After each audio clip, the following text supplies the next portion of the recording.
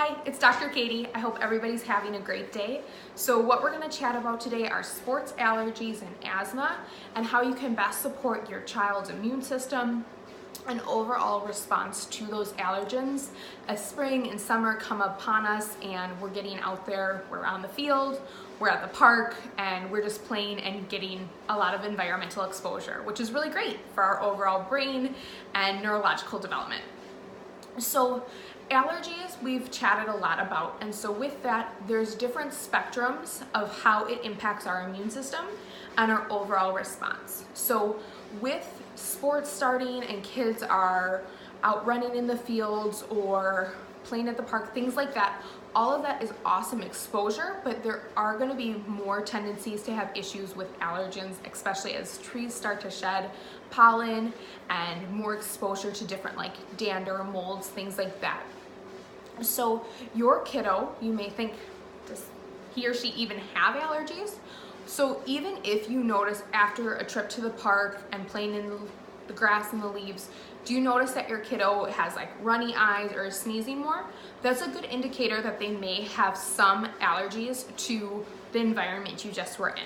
So typically that's going to be considered more on the mild end of an allergic response. So sneezing, watery eyes, coughing, all of those are kind of normal responses to an allergen. And so that can become a little bit more severe if exposure, like playing soccer with tons of grass pollen, if that causes constant sneezing, constant coughing, constant runny nose, watery eyes, that lets us know that the body is more sensitive to that and that the body needs a little bit extra support. But then also with allergies, the extreme end is going to be asthma. So with asthma, that is when those allergens get far enough into that respiratory tract that they cause constriction of the airway and can impact overall breathing. So that's the highest level and most severe of an allergy response. So all kids, all adults, we fall in some typical spectrum of this. Some of us are lucky and don't have any allergies, but most of us are a bit sensitive to things in our environment. So what can we do to help support your kids, your family's health as we come into this next season where we are going to be exposed to more allergens now that we're out and about?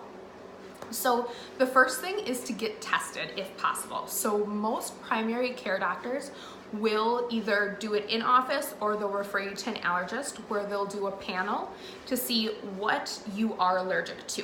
So they will test environmental things as well as more like food allergies if that is a concern, especially if your child has a lot of eczema or things like that. So having an idea of what your triggers are always helpful because then you can say, all right, this is grass pollen time and it's high, and that means that I'm gonna have these responses, so you can better prepare. So something really nice about like the Weather Channel on their website, they have a tracker for what's high depending on the day and the week. So that's a fun thing to follow if you do know what your triggers are. So if ragweed is it for you, you can check and see when it's going to be high and then prepare yourself when it comes to taking supplements or taking your medications or staying in the air conditioning if need be, depending on how severe your reaction is. So having a good idea of where you are baseline with allergies is a nice resource for you as well as for your doctor. And then the other one is going to be letting your kids' coaches, camp counselors, depending on what you guys are up to, let them know whether or not your child does struggle with mild to severe allergy reactions. So it's always good for us to have an idea so that if something does happen, they know how to respond and it won't be a surprise. And most coaches have first aid kits, things like that with antihistamines. And if your child has severe enough reactions that they need their rescue inhaler or they need a nebulizer or some sort of like EpiPen injection, like you're prepared for that. But it's good just to let your coach, camp counselors, teachers, things like that know. So in the off chance something happens, everyone's prepared. And then the next one is going to be finding the right sport. So this is just a recommendation from most allergists and resources that I've found. And so finding a sport that is gentle especially in those cases of really extreme allergy reactions. So sports like soccer, basketball, with all the running, all the endurance, and then also being outside, at least for soccer and basketball, there's pickup things in the summer. So with that, you have a lot more stress on your entire upper respiratory tract. So for some kids, if we're struggling with asthma or really severe allergic reactions, that might just not be the sport for your kiddo. If they love it and we can cope and find ways to support it, awesome. But if it is becoming too taxing on their bodies, that might be a sign that it's a good idea to try something different. So sports that are considered gentler are going to be swimming, golf, baseball, and just sports where like there still is that endurance. We're still activating our muscles, using our upper respiratory tract, and our breathing is all engaged, but it's going to be gentler on the body. We're still getting involved, having fun with friends, but it's less taxing on the body, less exposure to allergens. So that's just a food for thought one. If your kids love their sports and they enjoy it, obviously support that.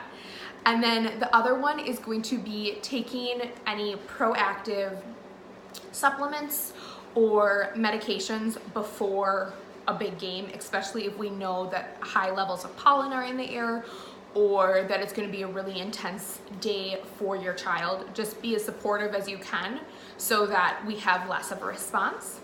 And then the last one is going to be taking a shower or washing hands after exposure. So a lot of times we get home from an activity, we throw our bags down and then start the next activity. And so with that, if we've been playing out in the grass or we have it all over our body, all that dander and different environmental allergens that we've been playing around in, we bring that into our house, we sit on the chairs, we sit on the couches, we're in the carpet, all of that just goes into our home. And so that's gonna cause more of an allergic reaction, just long-term with like sneezing, coughing, things like that. So showering, washing your hands right when you get home will help get all that dander off, especially if your child is sensitive to the environment. And so by washing everything off, we're cleaning the body, we're gonna clean those airways, and that's gonna help with breathing, sinuses, eyes, all of that good stuff. But also it's gonna make sure like our throw pillows aren't full of dander, and when we lay on them, we start sneezing again, even though we're not playing soccer. So those are all just ideas, food for thought to help you and your families have the healthiest, least amount of allergy issues this coming spring and summer. And if you or your kiddos really struggle with allergies, I invite you to sign up for our webinar. It's on April 24th. It is our allergy and sinus webinar. And so it's going to be online, it's free, it's at 1 o'clock. And what we're going to be talking about is allergies, sinuses, ear infections, asthma, all that good stuff that involves our upper respiratory tract, our ears, and how we can best support healthy immune systems, healthy responses to things in our environment, and ultimately allow you and your kids to live your best possible life. So details will be linked below, and if you can't make it, it's okay. We will still send you the link if you sign up with your email, just if life gets busy at 1 o'clock. So I hope everybody has a great day. We'll see you later. Bye.